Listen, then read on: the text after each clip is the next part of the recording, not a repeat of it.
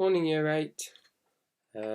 Thursday now, and as promised, we're going to go over the box method in order to be able to do question 2 from the exercise that you started last time. I've got a shadow here. I'm just going to try and get rid of it. Bear with me a minute. I'm going to change my lighting.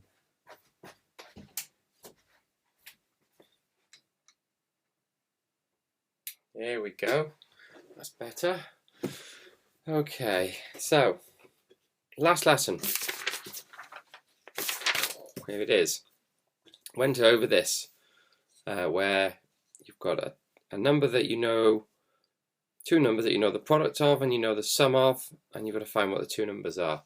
Being able to do this is crucial to all factorising questions because it's what you do with the numbers that you get in the question that allows you to find the answers.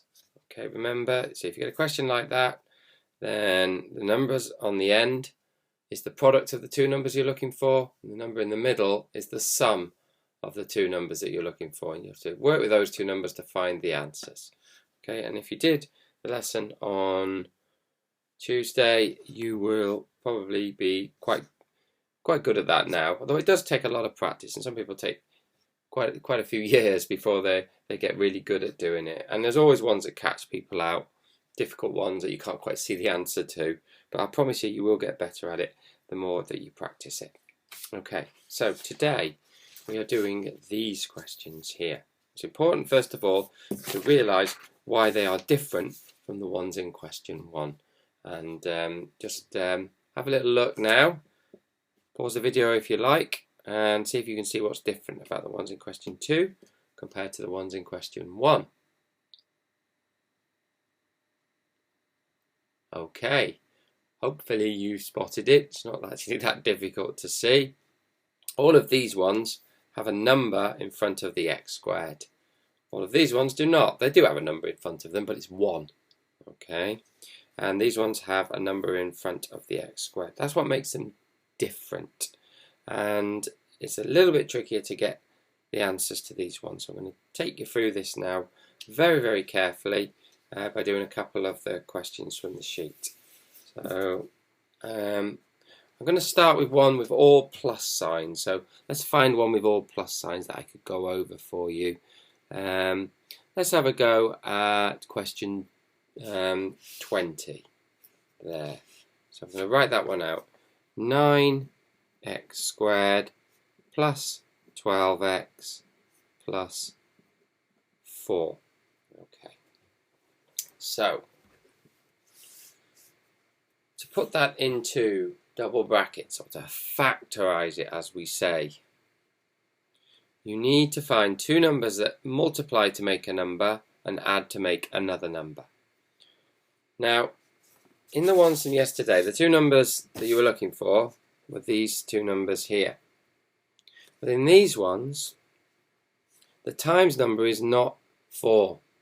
It's actually what you get when you times 4 by the number in front of the x squared.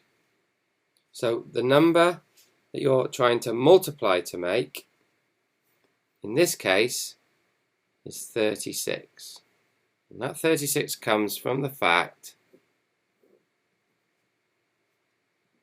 that 9 times 4 is 36. So you times these two numbers together to get the number that you're trying to get the two numbers that you're looking for to multiply to make. In this case, it's 36.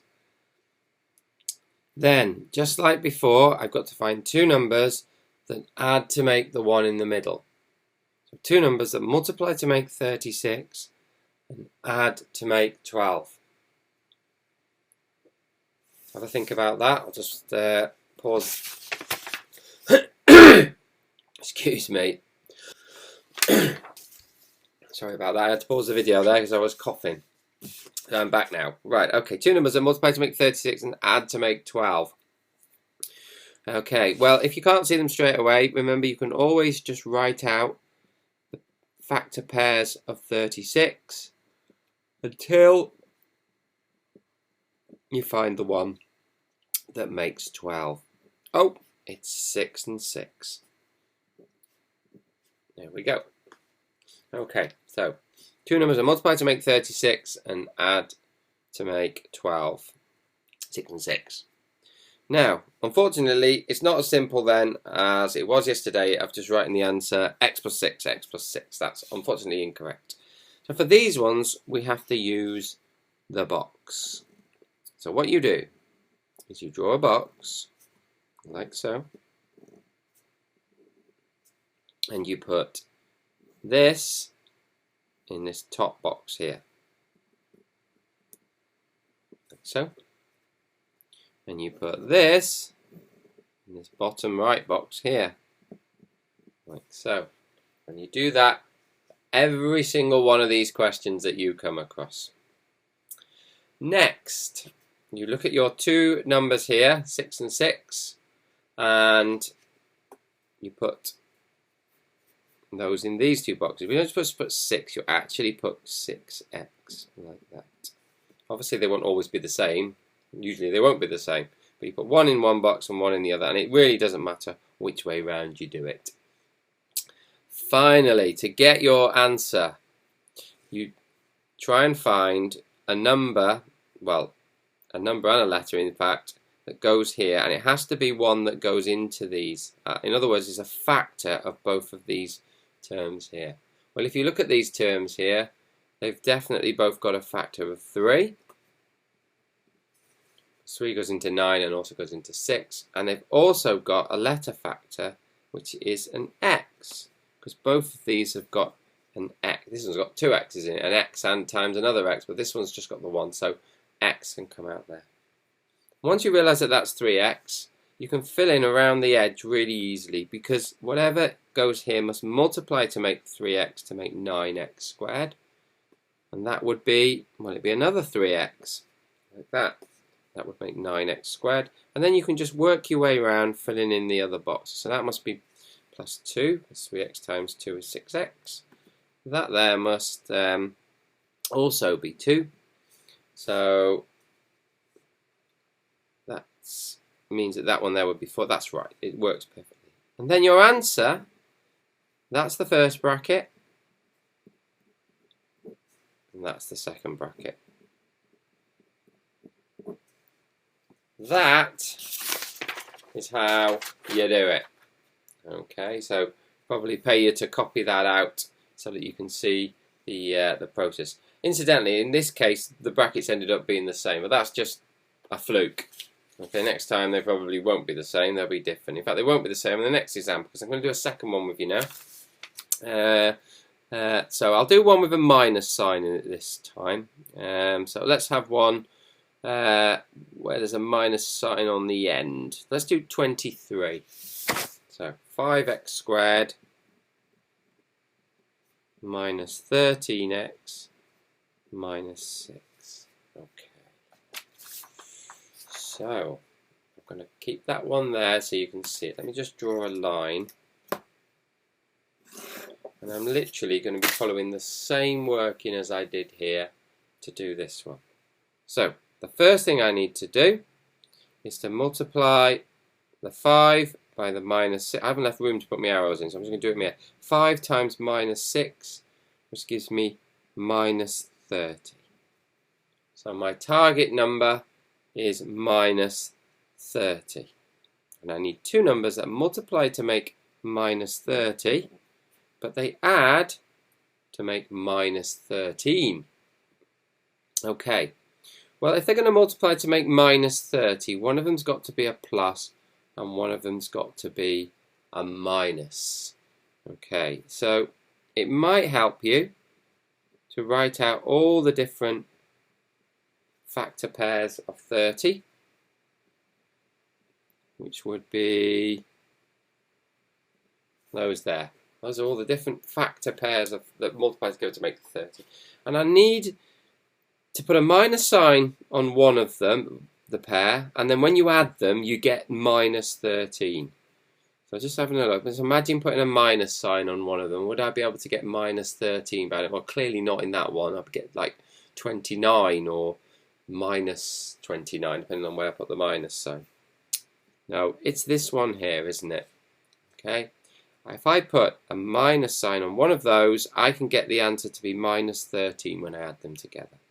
And it's obvious that I need the minus sign on the large one in order to get that to work. So that would go there, and that would just be 2. So minus 15 add 2 is minus 13. And there we are.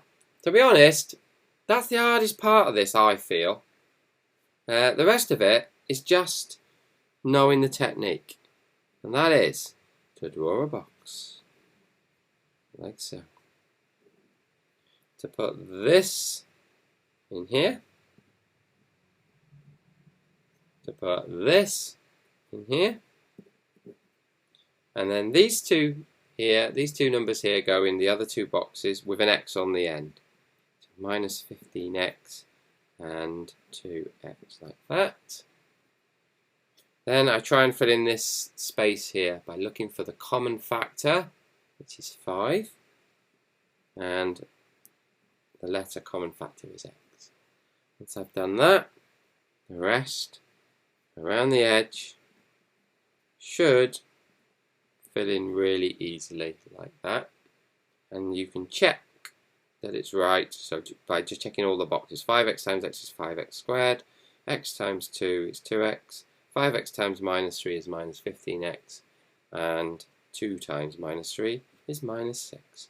So the final answer then is literally done by writing out around the edge. And that's it. That's how you factorise into a double bracket. I'd like you to try some of the questions from exercise 2 now. Now there's an awful lot of questions on there. I'm not expecting you to do all of them. I would suggest that as an absolute minimum though, you want to be doing probably the first sort of 8 questions to make sure that you've got this. The answers are attached to today's lesson, so you can mark them for yourself. But if you need any extra help, please feel free to contact me. Have a good day, Year 8, and I'll speak to you again next lesson.